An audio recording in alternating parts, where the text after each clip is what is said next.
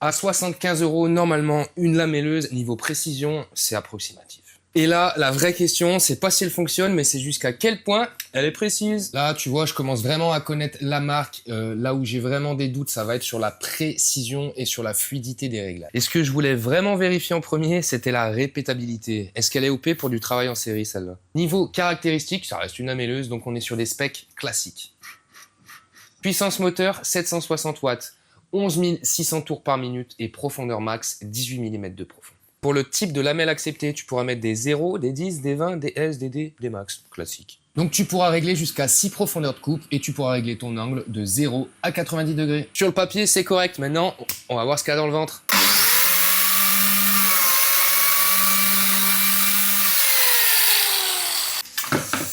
Bon, petite rainure. Très propre, belle coupe, pas de brûlure. Quand tu fais ta rainure, tu sens que ta machine, elle part pas sur un côté avec la rotation du disque. On n'a pas d'arrachement. Perfect. Bon, cette lamelleuse Vevor, elle est assez stable quand tu l'utilises. Par contre, je trouve qu'on ressent pas mal de vibrations. Donc sur du travail vraiment répétitif, je pense que ce sera un peu usant à la longue. Bon, en vrai, je pinaille, mais c'est pas là que ça joue. C'est pas très confort, mais si le travail demandé est fait, c'est acceptable. Allez, à partir de maintenant, je modifie aucun réglage.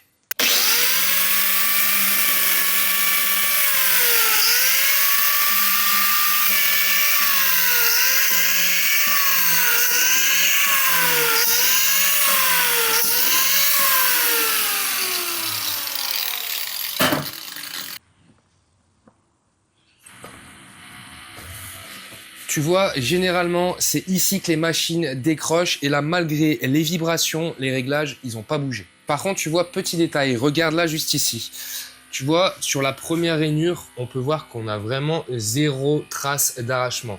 Et sur les autres, j'ai fait un peu plus la brute pour voir un peu le résultat de travail. Je sais pas si tu vois mon petit Flav à la cam, les petits... Ouais, il y a de la bourre, quoi. Hein, il y a des petits On sent qu'il y a éclats. une trace, qu'on Voilà. appelle une trace de pneu, mais... C'est dommage.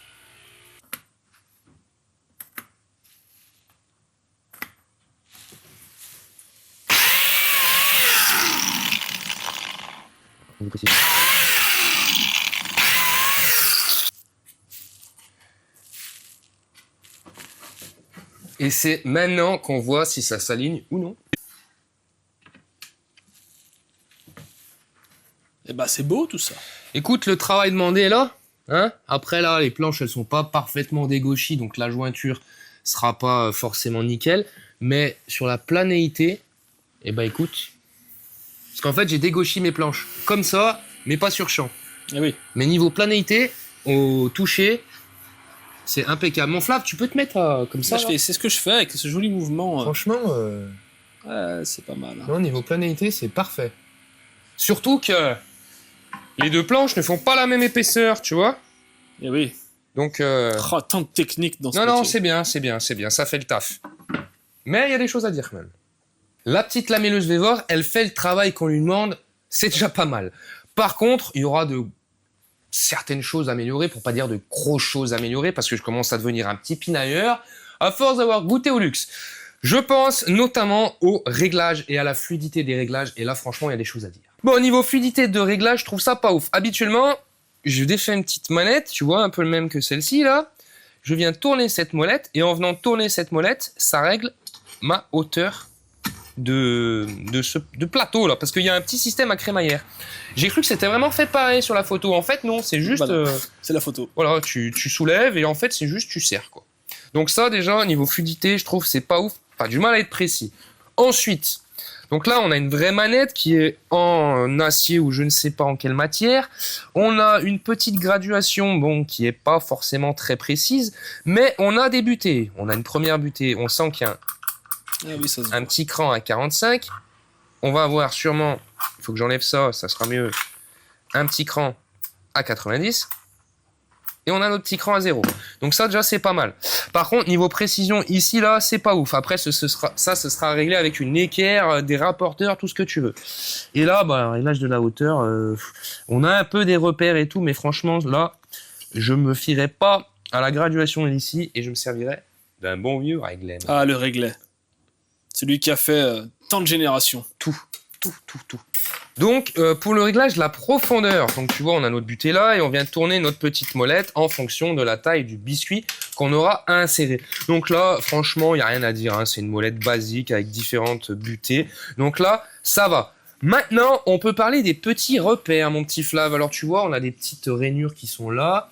Ici, on a une petite visibilité, ça va être pour voir notre petit trait de coupe qu'on fait quand on veut faire un repère. C'est pas mal, mais ça pourrait être un peu mieux. J'ai l'habitude de travailler avec la Makita et franchement, les repères, bon, ils sont rouges, ils sont plus grands, c'est plus facile. Là, tu es obligé de faire un grand trait au crayon à papier pour pouvoir viser la petite rainure juste ici. Enfin voilà, c'est des détails, mais à la longue, ce sera de la Ça pèse. perte de temps, fatigue mentale. Le petit accès à la lame, donc là, hein, comme sur toutes les lamelleuses, tu as une vis à défaire, et ensuite tu viens ouvrir, et tu peux découvrir ta petite lame. La lame. Voilà, donc là, je sais pas trop sur quel type de lame on est, honnêtement. Ça fait le travail, mais tu fais pas la brute, parce que sinon, tu as des petites traces d'arrachement. Eh oui. Voilà. Donc là, le petit tips, la petite astuce, ça va être que vu que tu fais des traces d'arrachement quand tu vas trop vite, tu adaptes ta vitesse de profondeur en fonction de ta vitesse de lame. Voilà. Donc en fait, tu vas doucement. Plutôt que de faire. Et bah tu fais. oui, slow motion. Enfin voilà, t'as compris. Toutes ces petites choses que je viens de t'énumérer, c'est pas bloquant en soi. Tu pourras y pallier en prenant le temps à faire tes réglages. Mais c'est un peu ce qui rend la machine gadget, quoi. Et en même temps, mon petit Flav, 75 €. Ah bah, low cost. Mais à ce prix-là, normalement, on n'a pas ça. Réglage bien fait si tu prends le temps. Planéité parfaite. Bon, on a des traces d'arrachement. Mais si tu prends ton temps, tu les as pas. Donc franchement, pour 75 balles, qu'est-ce que tu veux dire de plus? Ouais, ça dépend du public, quoi. Mais c'est vrai que pour moi, ça me suffit largement. Voilà. Sur certaines lamelleuses, franchement, on n'aura pas ces problèmes de fluidité ou de précision de réglage. Et encore, heureusement, parce qu'on peut parler du double ou du triple du prix. Donc, c'est pas négligeable. Franchement, 75 balles, c'est correct. Après, si tu veux pas voir ta femme, que tu veux passer du temps à faire tes réglages tranquillement dans ton petit garage, Voilà, t'as une bonne excuse. et en plus, ça coûte pas cher. Voilà. Non, mais ce qui est vraiment emmerdant, c'est le confort d'utilisation au moment du réglage. Sinon, ça se fait. Ça passe. Ça va. Bon, elle est destinée à qui, cette machine?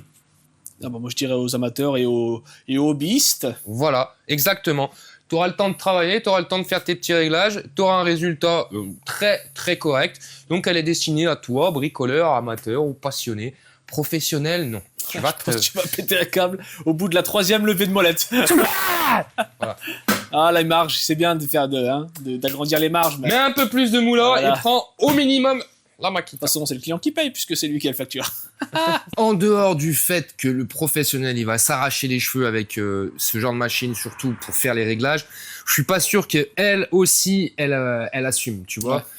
En termes de répétabilité, bon, on travaille en série, je sais pas pourquoi je dis répétabilité. Ouais, je sais pas, c'est une ton journée, nouveau mot de 2026. journée complète à travailler avec ça, je suis pas sûr que la petite Weaver elle assume. Mais voilà, bricoleur, amateur, passionné, ça ira très bien, c'est du paisible.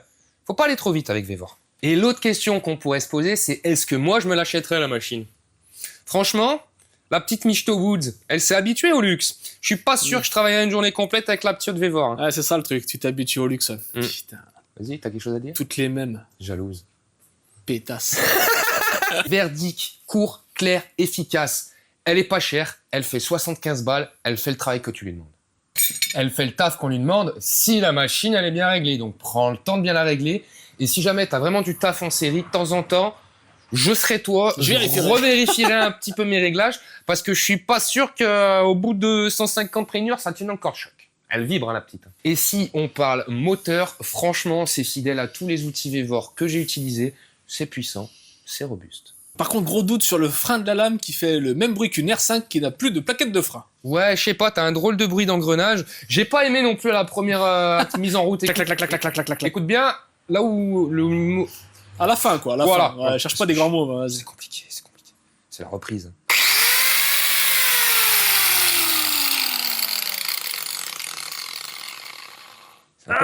C'est un peu dégueulasse quand même. Ça, c'est pas du freinage en série. J'aime ça. pas bien. Allez, la dernière petite chose que je peux dire, fournie avec la lamelleuse. Donc on a le petit sac à poussière, on a la petite clé qui doit sûrement être pour changer la lame, on a un petit jeu de biscuits, donc on a des biscuits en 20, des biscuits en 10 et des biscuits en 0. une petite clé. Alors ça doit sûrement être... Ah oui, donc là c'est pour effectuer quelques réglages ici ou là, ok. Donc des réglages co, hein, si tu veux enlever ta poignée, resserrer 2-3 conneries. Rien de bien sorcier. Et on a un petit jeu de charbon fourni. Si tes charbons, ils crament. Donc voilà, tu as ta réponse. Ce n'est pas une machine brushless. On a 2 petits charbons. Voilà. Ah si! Attends.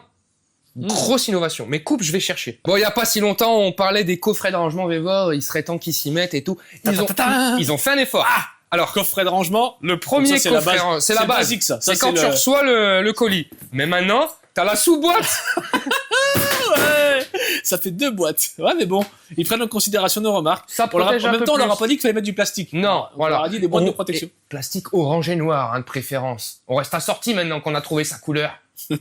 Bon, elle est bien, elle est pas chère, mais la vraie réponse, est-ce qu'elle ferait la bataille contre la petite Makita Ah, là ça va être compliqué quand même, non. Déjà au bruit du frein. Allez, sur ce,